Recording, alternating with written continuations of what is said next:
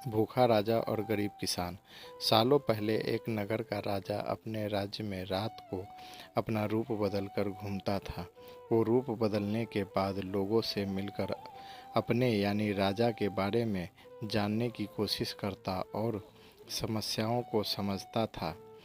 एक रात जब वह नगर घूम आया तो अचानक जोर से बारिश होने लगी। उसने देर किए बिना एक गरीब के घर का दरवाज़ा खटखटाया। राजा के दरवाज़ा खटखटाने के बाद घर से एक व्यक्ति निकला।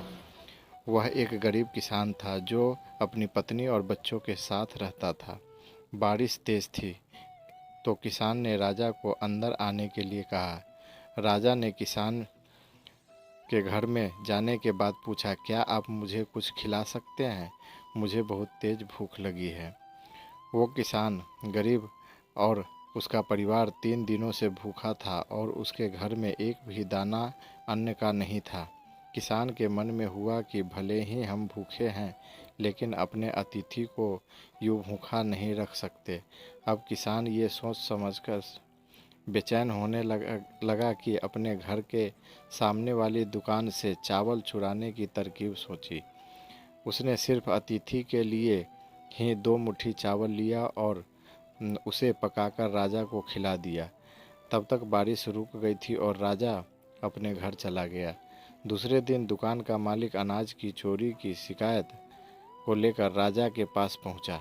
राजा ने दुकान के मालिक और उस गरीब किसान को अपनी सभा में प्रस्तुत होने का आदेश दिया। सबसे पहले सभा में पहुंचे किसान ने राजा के सामने जाकर अपनी चोरी का इल्ज़ाम कबूल कर लिया और बीती हुई रात की पूरी कहानी राजा को बता दी। किसान राजा से कहता है कि मैंने चोरी की, लेकिन मेरे परिवार ने उस अनाज का एक निवाला भी नहीं खाया है। गरीब किसान की बातें सुनकर राजा बहुत दुखी हुआ और उसने किसान को बताया कि अतिथि के रूप में मैं स्वयं तुम्हारे घर पर आया था। इसके बाद राजा ने सभा में पहुंचे दुकानदार से पूछा कि क्या आपने अपने पड़ोसी की चोरी करते हुए देखा था? दुकानदार ने जवाब दिया, हाँ, मैंने इसे रात में चोरी करते हुए देखा था।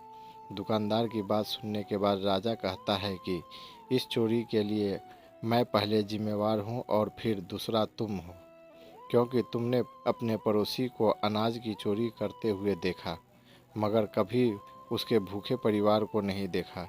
तुम अपने पड़ोसी होने का धर्म बिल्कुल नहीं निभा पाए। इतना कहने के बाद राजा ने दुकानदार को सभा से जाने के लिए कह दिया और किसान की अतिथि निष्ठा भाव को देखकर उसे 1000 सोने के सिक्का इनाम के रूप में दिया। अगर कोई आसपास रहने वाला मुसीबत में है तो हमें उसे मदद करना चाहिए।